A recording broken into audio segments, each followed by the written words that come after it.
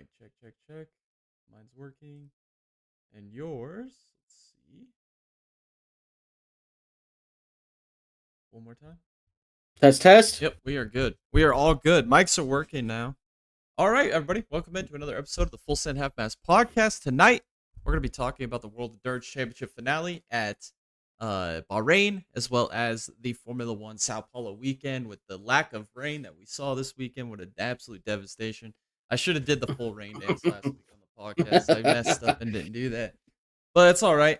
We'll talk about those races. We'll talk about implications for the title fight. Me and Tom went on a little bit of a tirade here for the last 10 minutes before we started talking about the title fight. We'll talk about that again with you guys live here on camera, so we get a good idea of how this championship fight in Formula One is going to wind down with 3 Grand Prix and 1 sprint race remaining.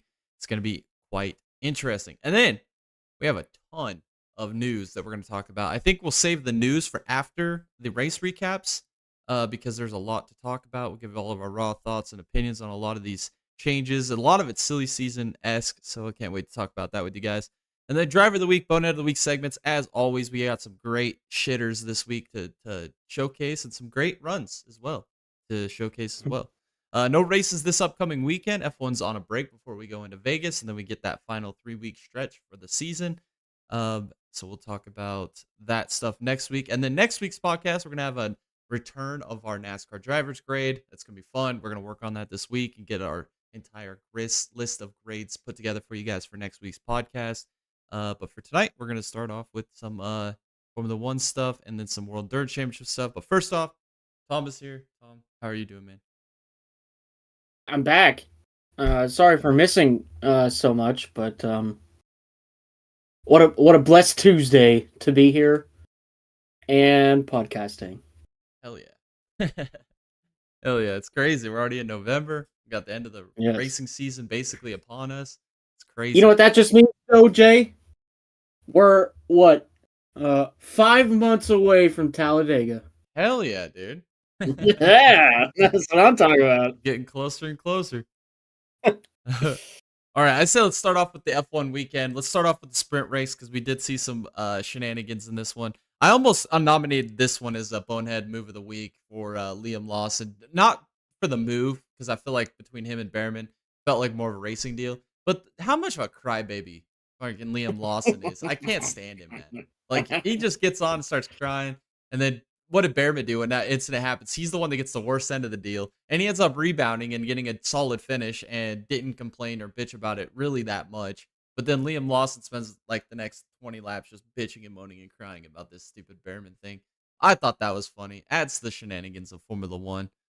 Let's talk about Oscar Piastri and his absolute choke job in this sprint race. He ends up getting into that little runoff area, gets a little bit of the wet weather or the wet water that was up on that rumble strip curb there, and ends up going into the wall and really torpedoes his entire season that he worked towards, man. Unbelievable. There's no words. and then on top of it, you see Hulkenberg and Colapinto both pile in right behind him. So it's like it was just absolute chaos and carnage there in that corner, man. It was actually insane to watch.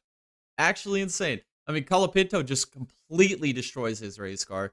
Hulkenberg, a very unlikely Hulkamania type move, ends up absolutely torpedoing his race car as well. I mean, what a rough weekend for Sauber, especially when turns into Bortoleto. That turn 1 crash for Bortoleto had to have been one of the most violent wrecks I've ever seen, bro. That was crazy. I mean, absolute weapon this weekend. I mean, that replay doesn't do justice. Yeah. I don't look. He probably took a page out of Top Gun there going into turn 1 and just freaking torpedoed the shit out of that wall. That was actually impressive. You know, that was like a 45G first hit and then a 57G second hit. And he did that all in the matter of a couple seconds. That's pretty crazy. Dude, that guy took some licks. Watching it live, dude, I was like, there's no way he's making this corner. And next thing you know, you just see him break left into that inside wall. I'm like, oh my God, that what a violent hit. And then the car just like accelerated to the second wall to the outside. I'm surprised nobody else got tangled up in that. That was absolute mayhem, dude. I mean, when's the last time we've seen a wreck like that in Formula One, dude? I feel like it's been a while. I mean, I can't really remember one. in the last couple of years. The only one that I can think of that comes to mind is Marcus Ericsson at Monza during practice when his brakes failed, or no, when his DRS failed, and he started flipping going down the front straightaway. Yeah. But other than that, that was pretty wild. Absolutely insane sprint race. I mean, and then Kimi Antonelli with a fantastic P2 run. It ran basically P2 the entire weekend. It felt like he was Mr. P2. Gets his best result in Formula One this weekend in the Grand Prix as well as in the sprint race. Uh, I mean,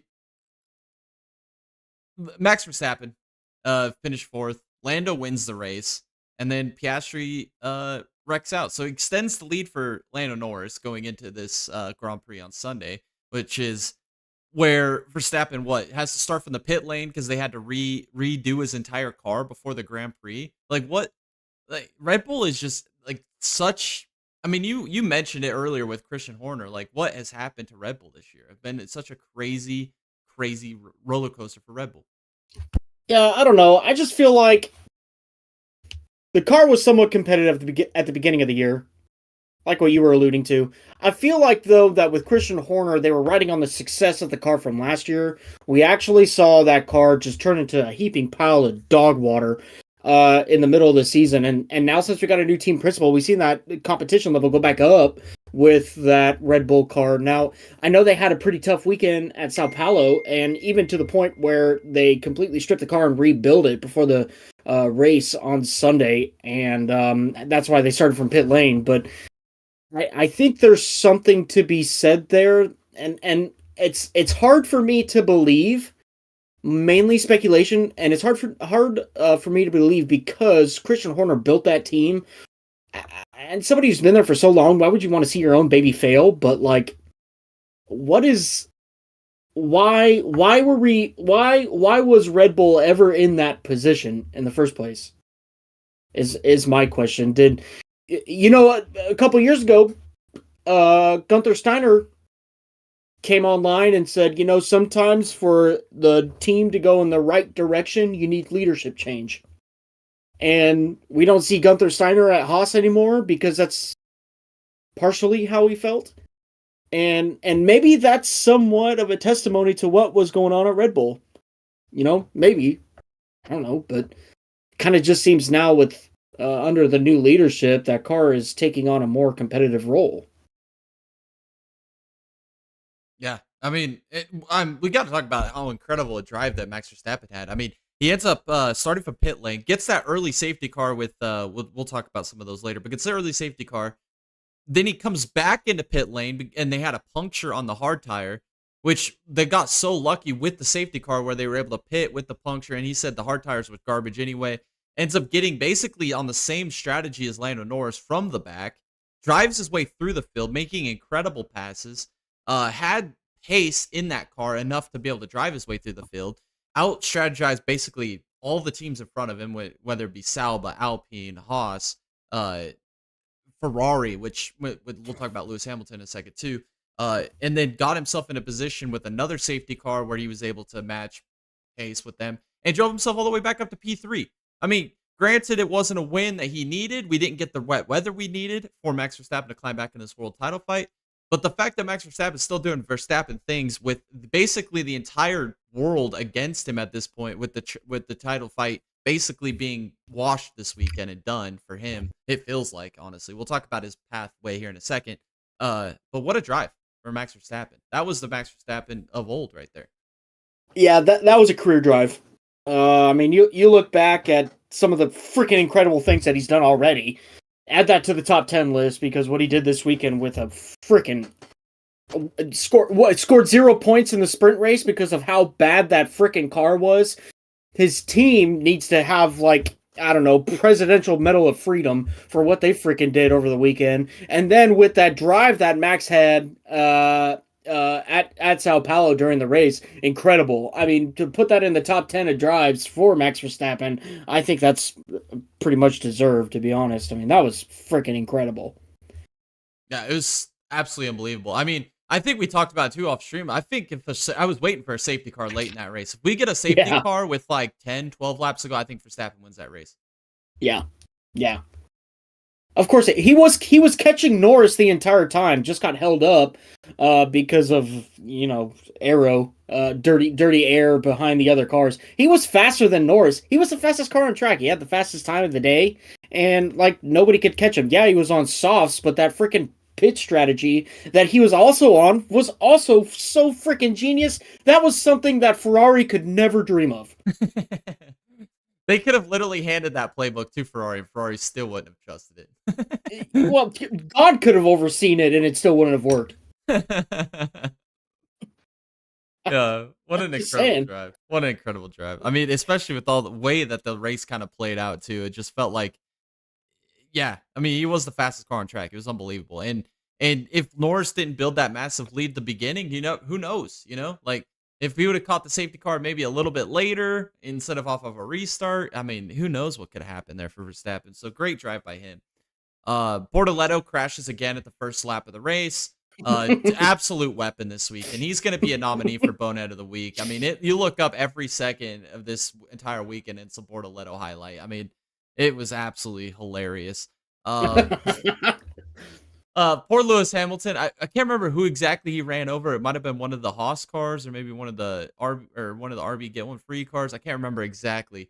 But he ends up getting extreme underbody damage, rips the wing off the car. They end up putting a new wing on it, fresh tires on it, and he's out there like you watching the onboard as Verstappen's behind him. And that car was the most unstable I've ever seen, like a Formula One car. Like that car was like an absolute Tokyo Drift car, dude. Like props to Hamilton for hanging on to it as long as he did. But then he comes over the radio like 5 laps later. He's like, I gotta retire this car. This car is dog water, dude. Like I can't even get the power down. This thing is absolutely out of control. That was impressive to watch with Lewis Hamilton. And it sucks for Ferrari too. Ferrari, we're going to talk about Piastri in a second, but let's talk about Ferrari for a moment. Ferrari's still in that mix for that P2 and the constructors title. I mean, they were right in the mix. This was supposed to be a big weekend for Ferrari. It felt like this was a track that Ferrari was going to capitalize on. Hamilton has his issues and has to retire the car. And then we get the second safety car restart, and Piastri, in full desperation mode, knowing he threw away the sprint race, knowing that Lando's leading the race, knowing he's just bleeding points in this world title fight, he dives it into turn 1 3 wide on the inside of Antonelli. Antonelli left him plenty of room, but he locked up the brakes. If he didn't lock up the brakes there, you think he makes that corner? I don't know. It's hard to say, but he locks up the brakes, tags Antonelli, and then Antonelli saving the race car, which was an incredible save, by the way. Antonelli with an insane save there. Ends up running out of racetrack and tags Leclerc, destroys Leclerc's car, so Leclerc retires. Ferrari's cooked. Ferrari is cooked. It's their championship's done. I guess go back to the question I asked you. Do you think he makes the corner if he doesn't lock up the brakes? No. I don't think he makes the corner at all. No, I think that he just had probably the worst case of Pastor Maldonado that he could have ever had right there. Honestly. I mean, I don't. At this point, the real question here is McLaren telling Piastri to throw it? It kind of feels like it, man. Is he taking an extra paycheck right now? Kind of seems like it. We all know Piastri's the better driver. Come on. Let's be honest here. It feels odd too in qualifying, where it feels like Lando's got a rocket ship and Piastri's qualifying like 5th. Like it just feels weird to me. Like, especially when Piastri's out-qualified Lando the last 2 years. Yes. Every race. Yeah. And all of a sudden he can't qualify now? Interesting. All of a sudden. And now we're looking at the points here. What else do I need to touch on before? Well, let's just get into that. We'll come back to the race and different stuff here in a second. But looking at the title fight, this is what we talked about before we started streaming, and I think this is what we need to talk about next. The pathways for Max and Piastri to win this world title. Piastri's 24 points back now. That's basically a full race. He needs to win and Lando DNF just to get back into the points lead, right? 3 races, 1 sprint. So maximum points you can score in the next 3 races, 83, if my math is correct. 25 times 3 is 75, and then 8 for a sprint win. So that's 83 points max. Lando basically can finish P2 If Piastri wins every race and the sprint race for the rest of the year, and Lando finishes second to him, Lando still wins a world title by 2 points. What is the pathway? DNF, DNF, DNF. Honestly, what else? What else can you do? I mean, you've got somewhat of a wild card at Vegas, and then you got Qatar and Abu Dhabi, and typically whoever has the best car during the season is going to win Qatar and Abu Dhabi. I mean, it's so gray right now. It's so gray. It's so gray. It feels over. It does. I really felt like we could potentially have like the greatest comeback in motorsports history this year, but it's just I believe one race too late. Yeah.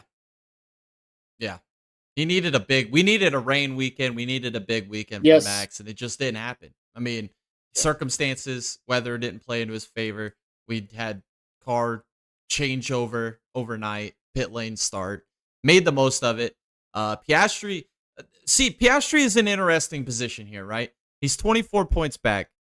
We kind of talked about it off stream, but there's 10 points left on the table here for Piastri, minimum at this point that McLaren screwed him out of. We go back to Singapore. Lando Norris, lap 1, turn 1, runs Piastri into the wall, and they would not concede the position back to Piastri. When in reverse scenario, we talked about it when it happened live. In reverse scenarios, they would have made Piastri get that position back to Lando. There was 3 points left on the table there from the 15 points to the 12 points. There's 3 left there. And then me and Tom talked about as well as what was it, Monza, right? Where Piastri where Lando comes in to make his final pit stop from leading the whole race. They have a slow pit stop on Lando, quick pit stop on Piastri. Piastri leaps him, and then McLaren, from their own fault and own mistake, not even a strategy call, not a let's swap positions because this is where it should have been. No, this was a pure racing deal with a bad pit stop compared to a good pit stop. They made Piastri give the win back up to Lando. There's 7 points there. Norris should be 14 points behind Lando right now. Out of McLaren's inner workings and race manipulation. Yeah, Piastri should be. Yeah, it should be 10 points closer than what he is now. Yeah, exactly. Yeah.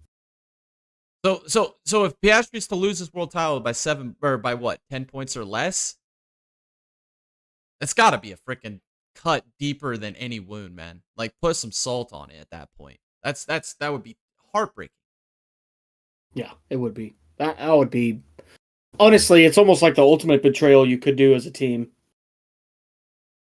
Like, you really just screwed over Piastri. If that's the case, if Piastri ends up 9 or 10 points behind Norris, if Norris is potential world champion. Yeah, exactly. Especially, it'd be even worse if it was like 6 points, because then it would be like that one race you had to give away to Lando, trying to get him back in the world title. It's like, man, yeah, it feels like Tom said, man. It feels fishy. The whole thing feels fishy. Our opinions of McLaren. We've talked about it day in and day out for years now. Yeah, but we're just talking the facts right now. Exactly. There's nothing that we have said that has been wrong in stating the facts on what happened. So just throw the bias out the window. All right, say that this was happening at Ferrari. Everybody would be clowning Ferrari. Yeah. Because it's the popular thing to do. But nobody's clowning McLaren because they're finally back on top. And that's a crime. That's a crime. And it's like the least team you want to cheer for. Like, and it has been since they gave the boot to Daniel Ricciardo, in my opinion. He's the only guy, not Norris. Not Norris at all. Daniel Ricciardo delivered the first win in how many years? What was it, 12 years or something like that? 12, 13 years? And they gave him the boot. They gave him the boot. That's a crime over Lando Norris. Come on. What are we doing? Since then, and then that whole freaking Alex Palou deal. Yeah. And then the musical chairs in IndyCar. Yeah. Just so much. And then complaining that there's too many cars on the grid when one of their cars is finishing last every race. and then shoving a mic into Zach Brown's face like he is like the second coming of Jesus Christ. Like, Yeah. Hey, I just just a quick quiz here. Do you guys know who the team principal of McLaren is? nobody knows. F1 team? Nobody Andrea knows. Stella? Does anybody know that? Anybody? Why are we interviewing Zach Brown after the race? He doesn't even do anything. He just sits there in pit wall with his fat freaking stomach hanging over his freaking legs and not doing anything. The other guy's doing everything and nobody even knows his name. He flies You in feel for me? the clout and then he flies away and gets all the credit. That's just wrong. It's pathetic. It really is pathetic, yeah. Actually, that's a perfect word to describe all of this. It's just pathetic. The biggest clown in motorsports, 100%. It's Really not. is. It's not the NASCAR CEOs. It's not. Team Penske's woes last year with the penalties. Let's not go that far, but I mean, it's close, but still, like Zach Brown's is king freaking clown. Like he's clean, king retard, man. Like I swear. Oh man. All right, so we talk. And for Verstappen, 49 points behind. I mean, mathematically, it's 2 DNFs by Norris and Piastri, and he's the championship leader. But what's the realism race that's win, going to though. happen with double race win. wins? Yeah, with double race wins. Yeah, I mean, it's not mathematically over for Max, but it's mathematically over at the same time. I mean, if you're a Red Bull fan, you just gotta hope that McLaren has some disastrous races coming up. And I don't think they will. Unfortunately, I really don't think they will. I think that they're saving all their good stuff for the final run, and we're in that final run. Well, and like you said too, Vegas is really the only wild card left. Like Qatar and Saudi Arabia, those two tracks are basically straightforward. Best car is gonna win. We're not gonna get weather. I mean, it feels like one of those Sora Disney Pixar film memes or whatever. It's like finding water. You ain't gonna find water in Saudi Arabia or Qatar. So it's like those races are basically chalk. This weekend at Vegas, though, is really the only wild card that there is. We've seen craziness happen at Vegas before. We've seen Norris wreck at Vegas. We've seen Piastri have trouble at Vegas.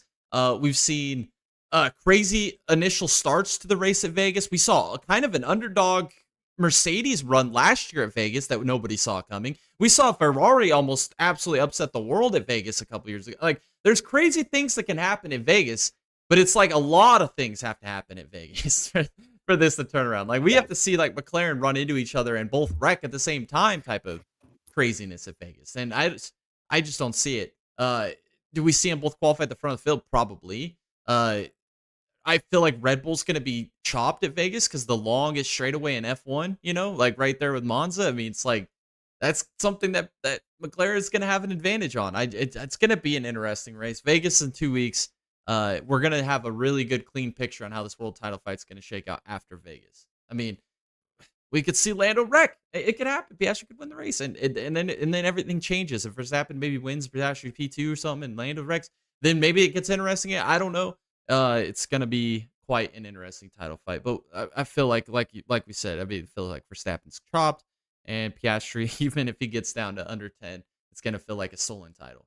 So, well, let's go back to the race. A few more things. Oh, Piastri gets the 10-second penalty.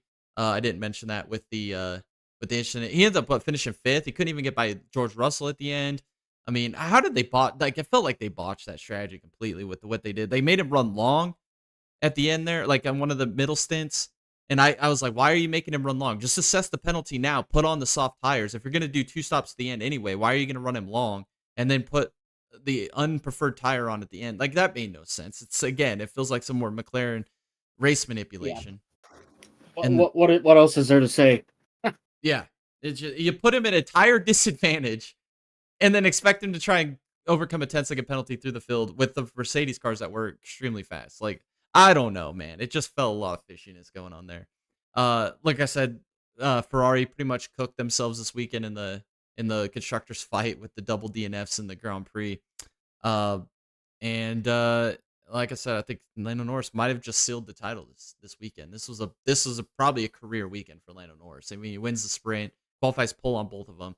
and then wins the Grand Prix. I mean, it's when the world title fights is close and you do something like that, hard to it's hard to say that you didn't have the weekend of your career. And we've seen crazier things in F1 before, but I just don't. I mean, the way the schedule lines up, it's not like we have a Baku and an Australia coming up. You know, it's like, oh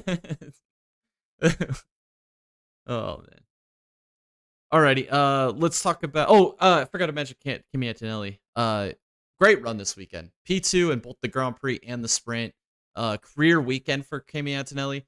I see a race win coming next year for Kimi Antonelli. Mercedes continues to progress the way they're progressing, and the speed that they're bringing to the track. It's going to be interesting to see what they bring for 2026. But I think Kimi Antonelli has definitely learned a ton this year. I think he's the most improved driver throughout the year. It's hard to say. Like, let's put points out of this, Tom. Who's been the most impressive rookie this year?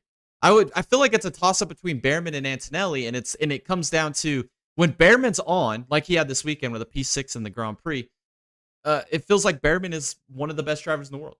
But then he turns around next week and he'll have what looks like a Pastor Maldonado weekend where he looks like the worst driver in the world. So it's like, and that Kimi Antonelli hasn't been like great. He's had some good runs, but he's had a lot of inconsistencies. Like, if we're to throw points out of it, who do you think has been the most impressive rookie?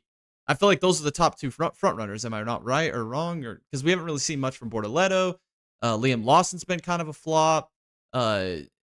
Who else is a rookie? I mean, Hadjar's had good moments too. I guess you could kind of throw Hadjar a little bit of a bone here. Didn't Hadjar get a podium?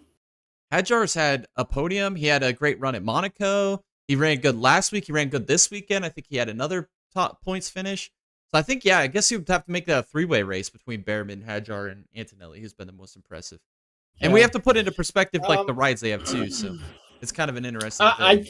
If you want to talk from a technical standpoint, it's Antonelli because of finishes and points. If you want to talk from like the flashy end of it, even though they've got bad equipment, the driving style really came out, the good strategy, teamwork, all this other stuff, it's definitely Behrman. Yeah. Because that Haas team has just freaking struggled the previous years, and some points of this year, it seems like Haas has really hit their stride, and it really seems that Behrman has really, really like taken that and really just kind of spearheaded the effort while being a rookie. That's impressive in itself. Could I name one? No, not really. I think Hadjar had some pretty cool moments too, but I mean, I feel like he's the one who's been all over the board.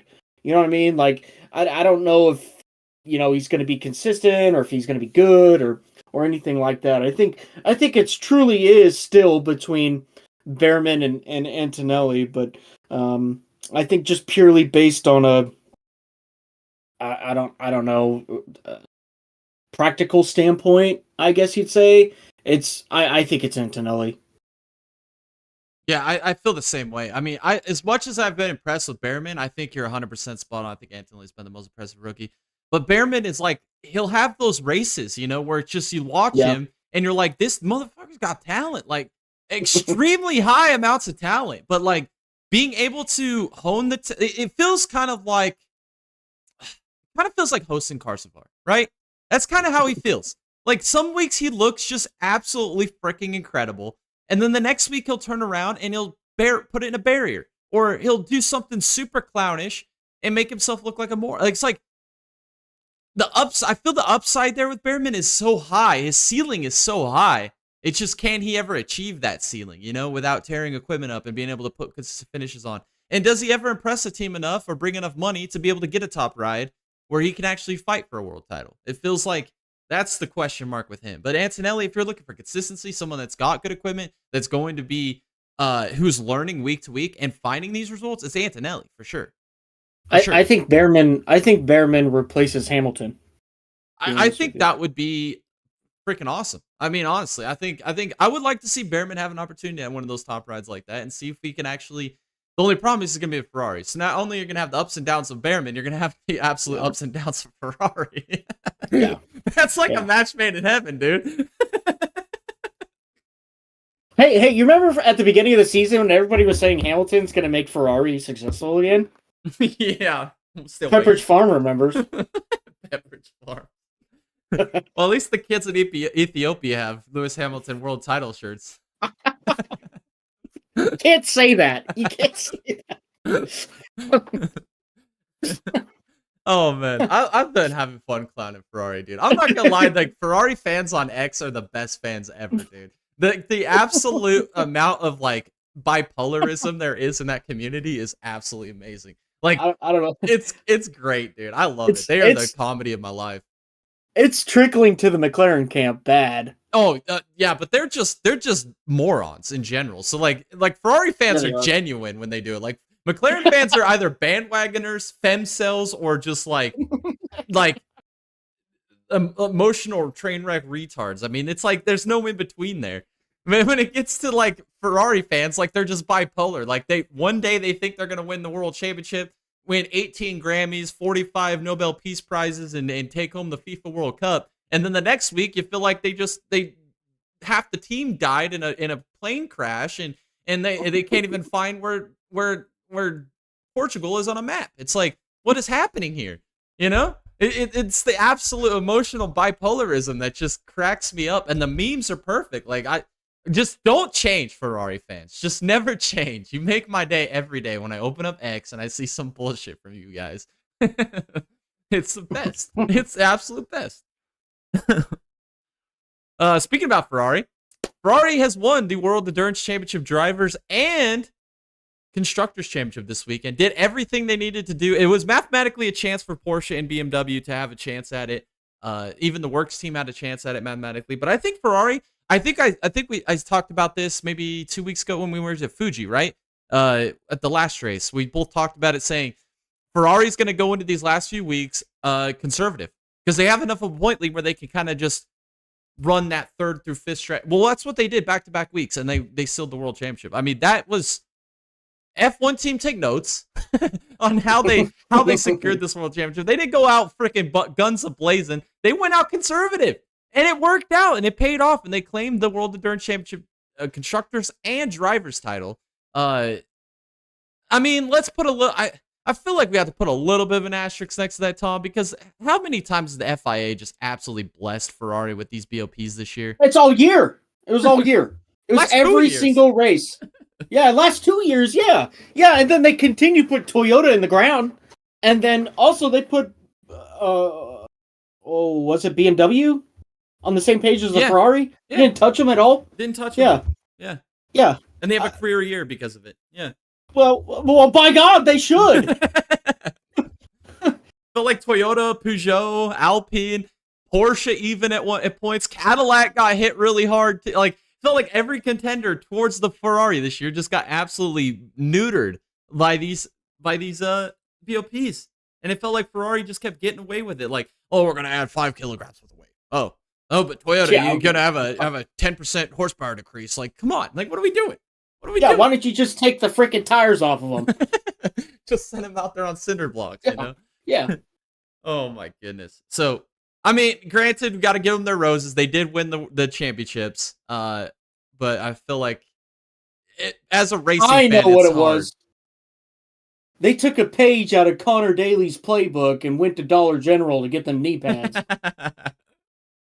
That's what it was. I can't wait to put Ferrari on my 12 Days of Christmas this year. I feel like they deserve one, you know?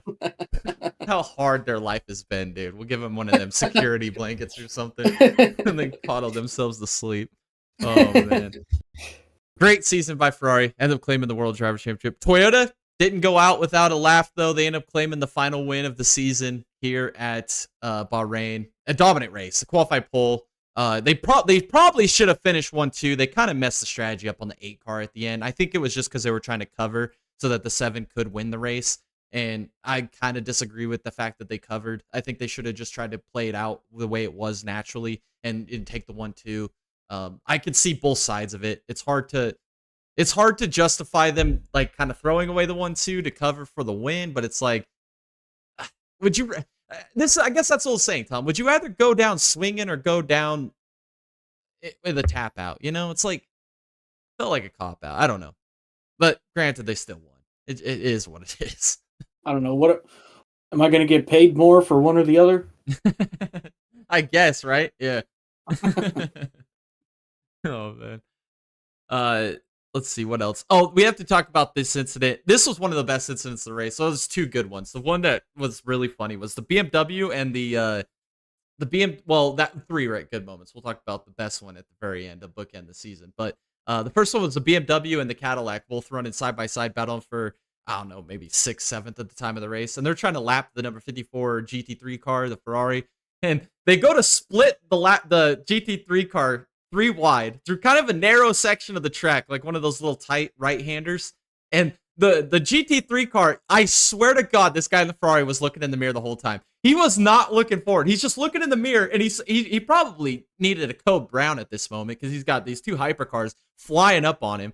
And instead of just staying and holding the wheel straight down the center of that corner, he ends up like veering a little bit to the left because he saw the BMW to the inside of him, but he didn't realize how close the Cadillac was to the outside of him. And they kind of make contact and sends him just whirling around on the back straightaway, just absolutely just takes the wall down. I mean, I don't even know. They still blame on anybody there. It just felt like one of those, holy shit, the closing rate is insane here. And then he's like misjudged the guy to the outside and the inside at the same time. Couldn't pick like which part of the lane to be in, and it wiped him out. That was kind of funny. I thought I'd mention that in the podcast. The next good moment here, though, Ferrari choked away the GT3 championship here. I'm not saying they would have won it because Manthey came in with a pretty big lead. They end up claiming the driver's title back-to-back years. Congratulations to them and Porsche finally getting something to go their way in the World Endurance Championship. But the number 21 Ferrari still mathematically had a chance to win this world title. I picked them on the podcast last week to claim this world title. They were close enough in points. They were on a different strategy. They were moving through the field, and Simon Mann, behind the wheel of the 21 at the time, made one of the most egregious late dive bomb moves that I've ever seen. Like, comes off the corner, basically sideways, saves it, and then instead of just like being conservative with the better tires, the better energy save at the time, ends up going and dive bombing the number 33 Corvette. It just absolutely wipes them out and damages their own car, so they were never a factor for the rest of the race. I mean, what a way to lose a title, man. That's going to nominate Simon Mann as a bonehead of the week. That was just absolutely ridiculous. Drove it in probably 4 car lengths deeper than anybody had driven in all day long, and wipes out the Corvette. That was just, I mean, yeah, it's comical. Watching the onboard is even more comical of that, right? Because it was like, you could just tell, like, he lost all perspective of where he was on the racetrack and drove it in there. Now we got to talk about the best one. The bookend of the sports car season. We got the shirt in the background. Tommy Milner throwing the bird to Augusto Farfus at the Daytona 24. Basically the last like 2 hours of that race was just cinematic as hell with the BMW versus Corvette battle that ended up opening the door for Ford to win. Well, we got it again. And this one's even funnier because the Corvette was faster, right? The BMW's playing a little bit of defense. Not a super egregious defense. I won't say Augusto Farfus was making life really a living hell for the Corvette. It wasn't really blocking too aggressively. It kind of felt like a racing deal.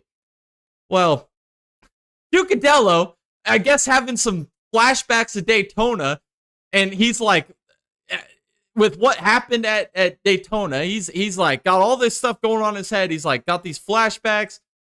He gets by the BMW with kind of a late dive bomb, but it was to the outside, makes the move work. He throws out the middle finger just like Tommy Milner and tags Augusto Farfus again. What a way to bookend a season, Tom. The first race of the sports car calendar, we get Augusto Farfus gets a bird for a Corvette. Last race of the season gets a bird from a Corvette. What a season, man. Yeah, big Farfus L right there. I mean, I mean, come on, man. Like, you're really gonna pick a fight with the same freaking manufacturer from one country to another? Like, what are you doing, man? I mean, I really feel like this guy's Farfus has gotta be related to Maldonado or something. I mean, this is pure Maldonado. Pure. I love it too because what didn't Giucadello get the penalty or got fined for this too? Like Yeah. how soft is European motorsports, man? Like it happens in the US at the Rolex and they make a t-shirt of it and they donate all the funds to a freaking bird foundation and everybody's laughing and it becomes a historic moment. And then he does it in the World Dirt Championship and now he owes money to the FIA. Like how soft has European motorsports become, Tom? Dude, it's like that. It's like that one Goofy meme, where he says, "I'll do it again." I'll do it again. Oh man, I love it, dude. I hope this transitions into 2026. This year's sports car season, I think we'll go back and define it as light DLPs on Ferrari dominance. It'll go down as Porsche dominates the IMSA series with just insane season that they had. Aston Martin's incredible build this year. I mean, again, another amazing race here this weekend at Bahrain. But the where they started couldn't even keep a door on their car to now finishing in the podium, like and scoring like massive points in the World Endurance Championship. Incredible comeback. And then number 5 would be our BMW Corvette rivalry. I mean, that was phenomenal all season long. And it wasn't just Daytona. It wasn't just Bahrain. We saw hints of it at the opening round of Qatar in the World Endurance Championship. Maybe a little bit of bad blood carried over from Daytona there. And then we saw it at Road America when they're putting each other in the wall coming off of turn 3 and just freaking running each other off into the freaking gravel traps. I mean, what a great storyline I hope it continues into 2026, Tom. BMW versus Corvette. I love it. I do too. We need a rivalry like that in sports. Like we don't like if we're in like NASCAR and IndyCar and stuff, you kind of have driver v driver rivalries. Well, in World Endurance Championship, it doesn't work that way. Like because there's 3 different drivers, 2 different drivers per car, 4 at certain races. Like it's not really a driver v driver type thing. It's more of a team versus team type thing. And it's like we don't have that rivalry, and now we do. And I want it to continue.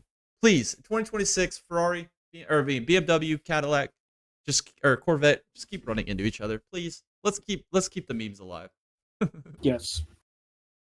Oh man. And it's like, what team do you even pick on this one? Because it's like it's kind of funny. It's like sit back for mutual chaos, you know? It's easy for us because we just got to go with the home team. You know what I mean? Yeah, I mean it's true. Yeah, it's true. The Europeans will take the BMW, and the Americans are over here shouting to the top of the mountain for their Corvette team. Yeah, take that, Dale Earnhardt. Go for Dale. Yeah. Oh man, what a great season. Oh, and I didn't even mention it, but Lexus bookends the season with a win with that absolute dog shit. The second win of the season in World Endurance Championship. I don't know what are they doing different than what Vassie's doing? Like they actually are competitive in the World Endurance Championship with this car. I don't know if it's money. I don't know if it's investment time. I don't what kind of engineering they're doing. I don't know. Like sim work. Like it's crazy how much more competitive they are in the World Endurance Championship than they are in IMSA with that outdated chassis. I feel like the future's bright for Lexus. I really do. Yeah, it is. We just got to make it there. That's it. Yeah, at least 2 more years. I think it's 2027. We're gonna get that new Lexus, so it's gonna be uphill from there. Is there anything else you want to add to the World Dirt Championship season, the F1 races? Anything I missed? No, I just want to emphasize that middle finger to BMW. That's it. Oh man, they need to make another T-shirt, dude. They really do. Oh man, they need to change like the Corvette logo and just have the bird, you know, like in the logo. Yes. Oh man. All right, drivers of the week. Kimi Antonelli, P2 F1 weekend. I couldn't pick sprint or GP. He did fantastic bulls, so I just came as a P2 weekend. Max Verstappen with his P3 drive in the Grand Prix on Sunday. Fantastic drive. Probably the best drive we've seen him have all season long. And then Oliver Behrman again with another fantastic race. They really didn't have the car. Haas wasn't really that good this weekend. And Behrman made the best of it with a P6 finish in the Grand Prix. And then Boneheads week, Simon Mann, like I mentioned, wiping out Johnny Edgar in the Corvette. That needed a nominee with how deep of a dive bomb that was. Oscar Piastri throws away the title this weekend in F1 with an absolutely abysmal weekend. And then Gabriel Bortoleto turning himself into an absolute weapon this weekend and hit just about everything on the track. I think he even hit the hot dog stand at one point. Or no, we're in Brazil. He hit the taco stand.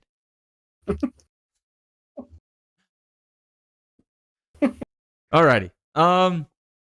Let's go over some news. Let's end the podcast off with some good news, some bad news, some silly season stuff. We got a lot to cover here. We got to start off with the biggest and best news of it all. I'm so happy this is a thing. Me and Tom have been talking about this for months, ever since he got announced to go to Trackhouse with C. Zilly. And they did it, Tom. I feel like they listened to us. They made it happen. The dreams come true. Yep. SVG to the 97, and we're going to keep C. Zilly in the 88, where he could build a brand with the 88 to be that guy for the next 2-3 decades. Yes, I mean, I don't know why they didn't put the 97 with SVG in the first place. To me, it just seemed kind of silly from the beginning. I mean, we talked about it from the beginning. Why is he not in the 97? And, when that announcement first came out, I started to think a little bit, just numbers-wise, because I was like, man, the only other driver that I know of that ever raced a 97, big time, not small time, big time, was Kurt Busch in the 97. So I just did a real quick search of all the drivers who ever raced the 97. And it turns out that in the big leagues, which includes Australian V8 supercars, okay, that Shane Van Gisbergen is the winningest human to ever pilot the 97. He's the most successful in the 97. And probably forever will be. I think he's at like 80 wins. I think that's what it was in the 97. There's nobody's going to come close to that. Nobody's going to choose a 97 again unless I go professional racing, because that's my number. But for real though, like you're putting greatness back with a number that means a lot to a driver. That means something to a driver. It really does. I mean, look how Dale Earnhardt Jr. went when he got separated from the 8. And we've seen a lot of stuff lately on X about the history of Dale Jr.'s number, because he started speaking about it on his podcast and how it does mean a lot to a driver, and all the different number combinations that he was thinking of, what he really wanted. Like, he really wanted the 51 and the 28. Well, something about those numbers rights didn't really line up, so he went with the 88 because it matches with the 8 that he had. I honestly cannot picture, and I really tried really hard, I can't picture Dale Jr. driving around a number 51. No. Or number 28. I just can't. It's 8 or 88. That's what it is. And honestly, they made the right decision going with the 88. With Shane Van Gisbergen, it's always been 97. It's always been. In fact, that number, if I read correctly, that was his father's number when he was racing dirt tracks in New Zealand and in Australia. So, yeah, like, it's in the family. The Baja stuff, too. I don't know what they really call that's right. The Dakar and all that stuff. Too. Yeah, so, it's not only a big deal for the motorsports world, I think it is, but it's a big deal for himself and his family. I think we're going to see some even better stuff happen out of SVG in 2028 or 2026. Sorry, and I think at least partially charged by that number change. I agree. Everything feels right in the world. Like I thought it was cool too, seeing that whole thing, that video Trackhouse posted where they all kind of went through the numbers and everything. And with SVG, he's built a brand with that number. Even in championships that he ran growing up, like whenever you win it, like most motorsports, NASCAR doesn't do this, but most motorsports, if you win the world championship, you get to take number 1. Like usually they'll force you into number 1, or they'll give you the option to take number 1. Most of the time they'll force you into it. Well, every time he would win a championship on these other divisions or other championships he won around the world, he would always just stick with number 97. Like it just became his brand, his calling card. So it's kind of cool to see that like it finally came full circle. Like he ran 97 in the Xfinity series, for God's sake, with Collie. Yeah. And when he moved to Cup at 88, we said it last year. We said it was the dumbest thing they could have done. It's weird. Was brand him as 88 when it was 97 was his number. Like, I understand Trackhouse wanted to own the rights to 88. Why didn't you just do that anyway and just buy the rights to 88, pay it, and then brand the 97? Because you make your money back. Because now the thing is, SVG's got all these wins in the Cup. None of them are in the 97. He's got the one in the 91, and he got all of them in the 88. So now he's got to kind of rebrand the whole identity for next year and moving forward. It just seemed like a bad move. Like how many wins it could add Brandon 97, kept the legacy going. But the fact is also Zilich. He's built an identity with 88. The first Cup races he ran, or Xfinity race he ran, 88 won. Then he got full time with Junior Motorsports, and instead of putting him in the 9, like they would have done with any other driver, they kept him in the number 88, which was kind of their 5th off-tier car, right? Well, they put him in the 88. He goes and has this career year, and now he's going up to Cup, and everybody was like, oh, put him in the 87 or put him in the 99 and all. And it's like, no. He's built an identity with 88. 88 is a fire number. Now he gets to carry the legacy of the 88, which is a number that should be in the Cup Series forever. I would put it up there as one of the most iconic numbers in the Cup Series, up there with like 3, 43, 24. Like, look at all the people that have won championships as 88. Del Jarrett has won races with the 88. Del Jr. with his legacy with the 88. I mean, 88's gone back a long time. So it's like, I love it. I love it. Zilich is 88. Now he's 88. It all is right in the world, man. Like, I'm so excited. Yes. Now I can buy my 88 gear. Tom's kind of been doing the thing where he's been buying all the die casts of SVG's race wins in the Cup Series. I feel like I'm going to end up being broke because I'm going to start doing that with Zilich. I'm fucking broke. I can't. Too many race wins. Oh, man. I know, especially when Zilich gets like one of those like 10, 12 win race seasons, dude. That's going to put me into absolute poverty. Yes. Yes, yeah, it will. But I'm excited. All is right in the world. Especially when we get to see that 88 Red Bull car out there, the 88 WeatherTech, the 97 Red Bull, 97 WeatherTech. Dude. Oh, as you can tell, Tom and I are going to be pro Trackhouse for like the next foreseeable future, dude. Dude, they are the people's team, man. They are, man. They are. And they got Chastain in the 1, which is like a perfect fitting number for him, too. Yeah, but if they didn't freaking neuter him as a driver, man, could you imagine how freaking bomb that team would be right now? Dude, insane. Absolutely insane. Thanks, Rick Hendrick. I know. You know what I'm talking about. Yeah, absolutely. Absolutely. Oh, feels good. And I'm glad to get rid of the 99 number. 99 was not a Trackhouse number. It just never felt right there. No, it didn't. It never felt right. No, that's that. If 99 comes back, it needs to come back on a Roush car. Like, that's just the way. Absolutely. Like, put absolutely. Priest, like, change the 60 to 99 next year. Put Priest in the 99. You know. The problem though is that the 60 number for Roush is a good number. Yeah. So it's like if Roush ever goes to 4-car, which they won't. It's like no, they won't. But yeah, I don't know. Like, but the 99 does need to be owned by Roush. Yeah, it just does. 100%. Roush made that number what it is. Yeah. Oh, speaking about number 99, Parker Retzlaff is going to be in the number 99 car for Viking Motorsports, the Xfinity Series next year. Do you feel like this is an upgrade, downgrade from Alpha Prime? I feel like it's, I don't know, man. Like, Viking had good runs this year. Let's be honest. Like, Matt DiBenedetto, when he's behind the wheel of that car, he had some really good runs. Then they kind of ditched him for money with Mosak. And now they're bringing in Retzlaff. Can Retzlaff, I feel like he could do what DiBenedetto did in that car, maybe better. But is the team that good? No, I think Alpha Prime was better. Yeah, they had more cars, they had more data, they had more help. I think this is a downgrade. You might be making more money, but is it really worth it? No. Yeah. You gotta stay relevant, man. You gotta stay relevant. Retzlaff should have gotten that JRM ride. By the way, should have. But yeah, it's a shame. It is such a shame. And honestly, for Retzlaff to continue to fly the Botag flag is an absolute disgrace. Absolute disgrace. Well, especially with what happened with Jordan Anderson Racing, they should have never let him go. That's what I'm saying. Like, should have never. They made him let him go because of what happened at Daytona with Retzlaff pushing Burton across the line instead of Busch. Yeah, that's the whole problem here. Freaking the bow ties got their panties in a bunch about it. All right, and it's just like, fuck them. Yeah, who cares? Go drive for Ford. Go show them how much of a good driver you are. Or well, Toyota's full. You go drive for Ford and go show them how good of a driver they missed out on. All right, and then really just shove it in their face. I mean, Brad Keselowski is going to retire in the following.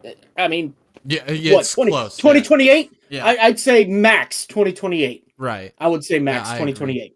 Retzlaff, go drive for a Ford, whatever you can, try to get in on Penske. I know it's a lot easier said than done, right? But I mean, he could be in Brad's position. I don't understand. I don't get this. I don't get this whole ordeal. It's just, honestly, the more I think about it, the more it pisses me off, honestly. I agree. We'll see how that all plays out here in 2026.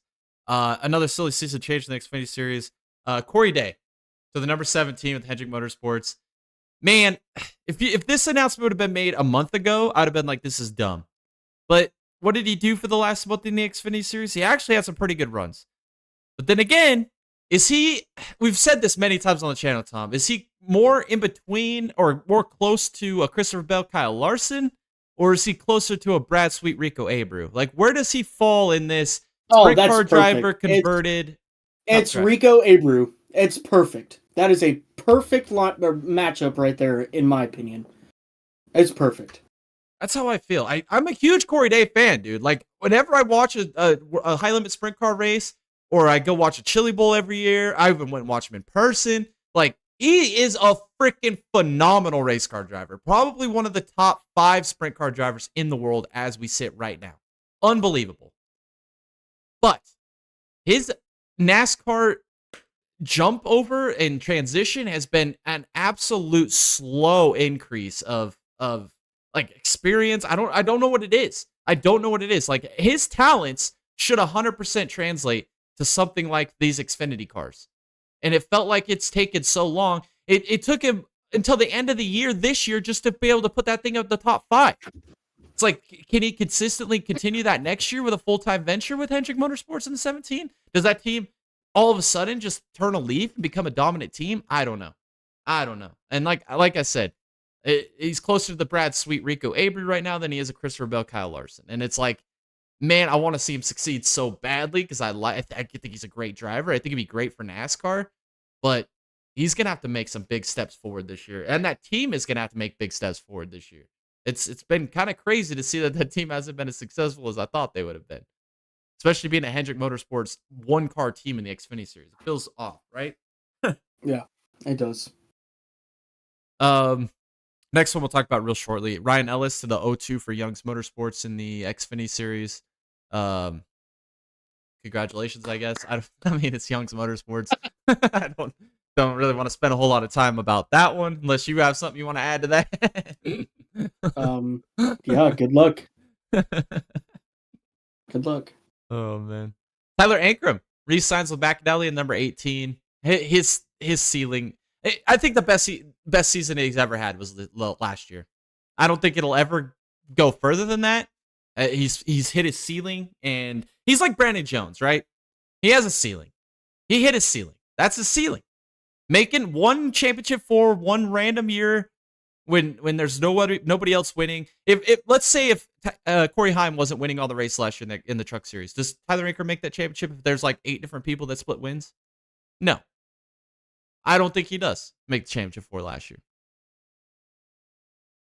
But the sample size was so small because of how many wins Heim had. That's just the way I feel. Yeah. I don't know. He's got sponsorship, I guess. He's bringing money to the team. 23 out of 25 races are fully funded by Leuna. Like, I mean, if I'm a team owner, I'm taking that. Like, only got to find sponsorship for 2 races. Like, how many other drivers are bringing that? Not very many. So, I can see it from that side of things.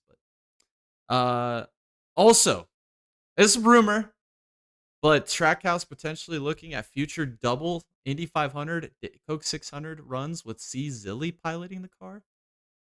Dude. Talk about burning the world down. Dude. Putting the fire out and then burning it down again. Right there. That is the coolest freaking thing that anybody could ever do right now. I think C. Zilli could do it, man. I think he could win it. I think he could win them both in the same day. Like, of course he could. Like, Tony Stewart was the last one that legitimately you were like, could have won both, right? Like, you were like, out of all the scenarios that lined up, with the IndyCar experience and the IndyCar championships Tony Stewart had won, you're like, okay, Tony Stewart could probably win it. Never did, but got close multiple times. C. Zilli, I feel like could win both of them. as long as he gets like a good deal, right? Like what Chevy teams would Trackhouse be able to partner with besides Arrow McLaren? It feels like Arrow McLaren is like the only landing spot, right? Penske. That would be interesting. That would be interesting. Can you imagine though? A Penske Could be Ford Penske. car? Could be a Foyt Penske hybrid. See, a Foyt wouldn't be a bad idea either. Foyt's good at Indy. Oh, I mean, well, all the well, shit we talked yeah, about. okay. Foyt. Hold on. You gotta specify though, because if it is a straight up Foyt car, it'll be complete dog water. Yeah. All right, but if it's a Foyt Penske hybrid deal, that would work. That would work. That'd be badass. Put him in a number 88 Foyt. Yeah. Red Bull and WeatherTech combo car, dude. Yeah, that would be sick, dude. That would be sick. My hope is though is he goes and does the double at Indy and he falls in love with IndyCar and he says, you know what, NASCAR, you fuck point system, and gives him one of them Jucadello Tommy Milners and gets the hell out.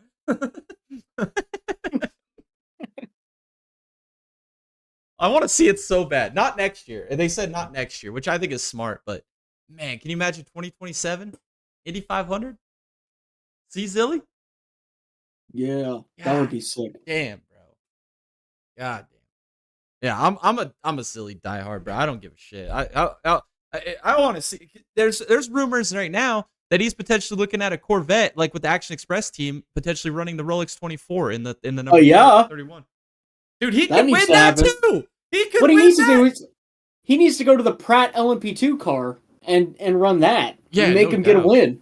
He should run both. He should run both cars in the same race.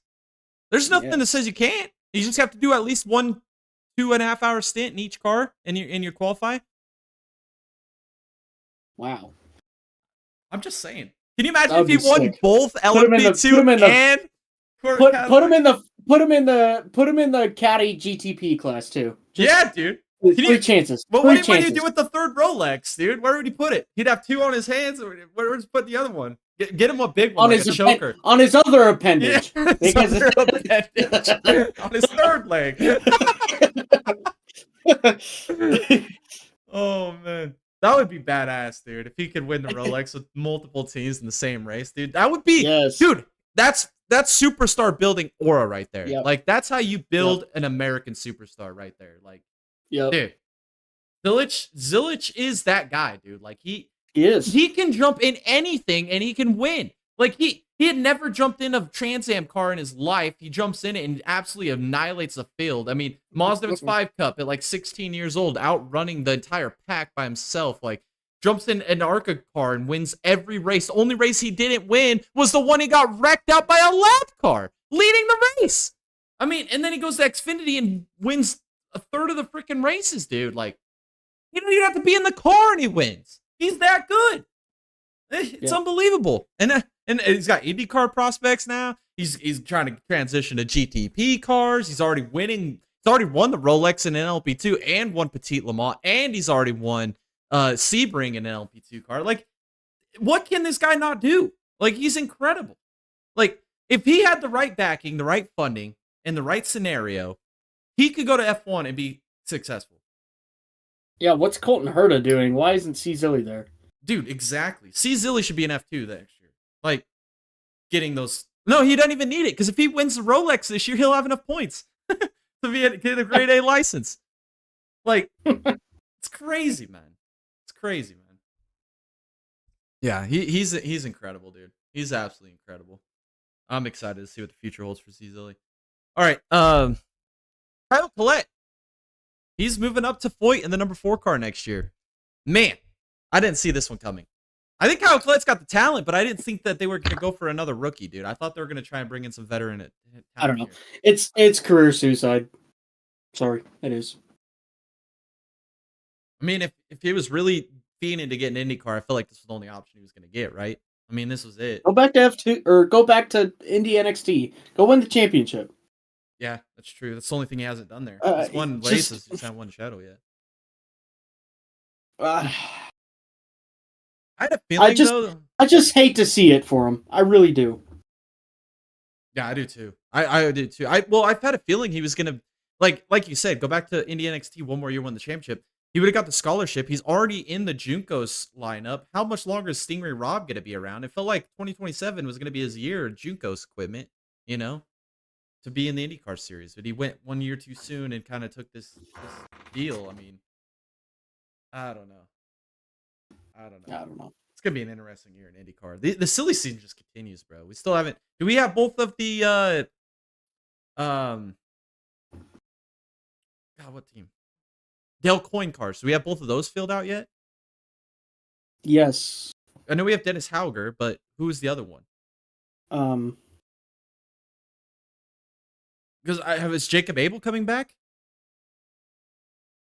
Yeah, see that I feel like that's the only ride left available is the one extra Dale Coyne car. Because I know it's Dennis Hauger's in one of them, but I don't know if it's gonna be Abel back again in the 51. I can't remember if he got released or if he changed teams or what he was doing. It's the only silly season I can't remember at this point.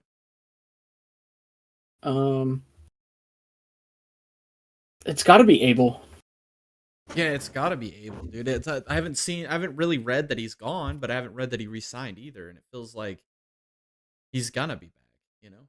I know they changed numbers on the car. It's gonna be 18 and 19 next year.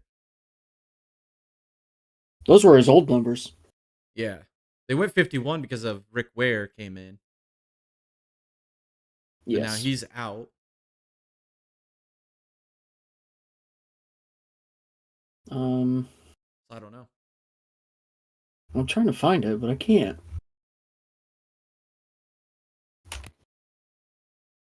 Yeah, I don't know. Yeah, I'm not sure.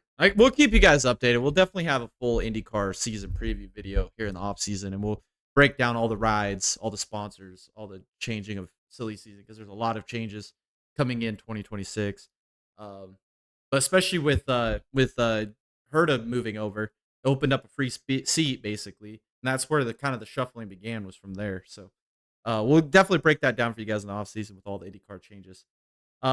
Next little bit of news: Romain Grosjean and Lamborghini have parted ways after a 3-year. Thank God. What a dumpster fire Lamborghini was, man. I mean, absolute dumpster fire, dude. I mean, they go to Rolex 24. They spent how many months preparing that car to go run the Rolex, and then they have one mechanical issue in the first hour, and they just pack it up and go home. And then when they did have a car that was able to compete on the track, they're getting beat by LMP2 cars. I mean, what an absolute dumpster fire. Good for Romain Grosjean. And then and I like how it said parted ways mutually. That ain't mutual, dog. Romain straight up went to the front office and said, "You got to build me a car or I'm out." Like you telling me Roman's going to sit there and drive that dog shit for the next couple of years on a contract? Hell no, bro. Lamborghini, God, it's the coolest looking car on the grid. Like, the Lamborghini is a freaking sexy race car. But damn, the only thing that separates that and a garbage can is the paint job. I mean, that's it. That thing is a dumpster and a half, dude. I mean, that's the dumpster fire. That's the fire on the dumpster fire, dude. That car is dog shit, man. But then Romain Grosjean gets picked up by Ford. He's gonna go run in the Rolex 24 with Ford in the Mustang program, which is a proven winner, and he's a proven winning driver. I think it's a match made in heaven, dude. Yeah. What a great way to prove that you still deserve to have a seat there. Yeah, I think they could win it again. I mean, Ford, that Ford Mustang, it literally is built for Daytona. It's literally built to be the Daytona winning car. Like the way the aero package they have on it, the power package they have on it, it is made to handle Daytona. It's good on the fast sweeping corners, and it's really good on long straightaways. That's where it freaking succeeds. And they put the Romain Grosjean in there with this track record they've had from data from the last few years. The BOPs at the beginning of the year are always a little lighter, so it always is an opportunity for them to shine. I think it's a winning combination. I think that Ford could probably repeat as Rolex 24 champions this year. I'd actually honestly be more shocked if they didn't go back to back, Tom, than if they didn't win. You know what I mean? Like, it feels like everything's lining up for Ford again. Yep. It does. It seems like it. I hope they go out there and kick some tail too. Oh yeah, I do too, man. I'm excited, man. We're like 2.5 months away from Rolex. Well, less than Yeah. that. Yeah, like 70, 80, 70 something days away. I mean, we're getting right back into it. All right, the last little bit of news, more of a rumor than news, but could we see Audi return to the World Endurance Championship? The team Yes, and brother. manufacturer that dominated for so many years has been on a hiatus, hasn't been racing anything. Come back in, big appendage swinging back into F1 or into F1 now with buying the Sauber team, and now potentially getting back into the highest level of sports car racing in the world, man. Time. Now we need Mazda to come back too. Oh, dude, that'd be fire. With a rotary. With a rotary. Yeah, with a rotary. It has to be a rotary. Yeah. Dude, I'm excited, man. If we get Audi back, dude, somebody will finally be able to dethrone these Ferraris, man. I swear. Ferrari's gotten everything so light and so freaking easy these last couple of years. If Audi comes back, Audi is going to dominate World Endurance Championship once again. It will happen. It might take a year, but they will dominate again. It will happen. Audi is when I think of sports car racing, Tom, and I think of the highest level of sports car racing, Audi is the team that always comes to mind. Watching them dominate year after year after year with all of those World Endurance Championship wins, all the Rolex or all the Rolex wins, all the Le Mans wins, had Christensen behind the wheel and won all those World Drivers Championships and World Endurance Championship, like 10, 11 of them. I mean, just the amount of stuff that Audi has done in sports car racing, it's kind of a shame that they're not on the grid right now. But if they come back, man, Ferrari's gonna be in shambles, dude. I'm actually just reading here right now. FIA president says Porsche Penske Motorsport has no auto invite for Le Mans, even after winning the IMSA GTP championship this year. That is absolutely freaking insane. Wow. That's how soft this World Endurance Championship and the freaking European racers are, man. The FIA is soft as hell. It's so soft. It's mushy dog shit soft, bro. I don't even know what to say. That's like retaliation to the max right there. They don't want to let these American teams jump in there, dude. They don't. They don't want to. Like, how did they not earn an invite? Well, they definitely earned an invite. Like, what more do they have to do? All right, you know what? That settles it. America needs their 24-hour Le Mans, and it needs to be the same weekend as 24 hours of Le Mans. And you need to invite every single WEC team. You need to invite the European Le Mans people and the Asian Le Mans people as well. Invite them all. I agree. Make it the spectacle of the weekend. But what track do you do it at? Because you already got Daytona Rolex. So what track do you pick in America to do? Road America. Road America. Perfect. The only problem is they don't have lights there. They got headlights. That's true. Well, and true. What says that you can't put in temporary generator lights? Yeah. The only place you'd really need them would be like through turn 6, that downhill section where it gets really narrow right there, and then and then going back to the big sweeper. That'd be the only place you'd really need it. You wouldn't need it on the front stretch because you would have temporary lighting there. You don't really need it into turn 1 in the downhill run towards 6. You just need it. You just need it from basically 6 to the sweeper. Yeah, dude, Road America, dude, all the camping that you would have there, dude, that would be a freaking hit. I would go to the inaugural. I'd go 24 hours of Road America. They wouldn't even have to call it 24 hours of Road America. They just call it the 24 hours of America. Yeah, of the Americas. Of the Americas. Yeah. Yeah, dude. It'd be there. Sick. It'd be there or Coda, but then I don't think Coda would be a good fit. I think Road America would be much better. Because Road America basically encompasses what American racing is. Like the way the track is built, the size of it, all the different types of corners. You got hairpins, you've got sweepers, you've got S's, you've got long straightaways, you've got uphills and downhill elevations. Yeah. Like it is what American motorsports is. Yeah, that would be the perfect track. See, or we just go in the middle of nowhere, Wyoming, and build a Le Mans 0.2. Yeah, 0.2, 2.0. 2.0, yeah. Yeah, that'd be freaking badass too. I'm down for that. Except we name all of the corners, after streets in America instead of French. Yeah, Like right. we'll have MLK Yeah, Boulevard. Charlie Kirk You know, Lane. like yeah. Oh man. Yeah, that'd be fire. The only problem with like a Wyoming would be, I guess it's if they built it close enough to Denver, it'd have to be like an international airport. That's the only way you'd make it Oh work. yeah, yeah, yeah. That's You why, can still like, do it in Denver. East of Denver, there's nothing. yeah, that's true. Yeah.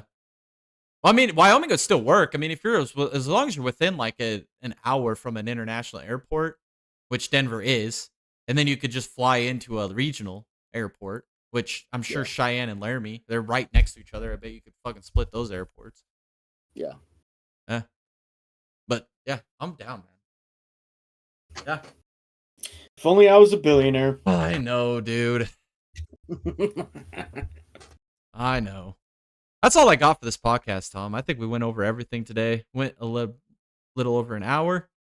Um, yeah, crazy, crazy. Motorsport season winding down. F1, we went over that with you guys. The World Championship fight. We'll continue to do that over these next few weeks. Next week's podcast could be a not-miss podcast.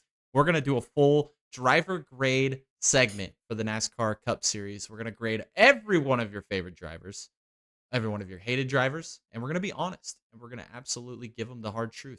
So be prepared. Don't bring your tissues.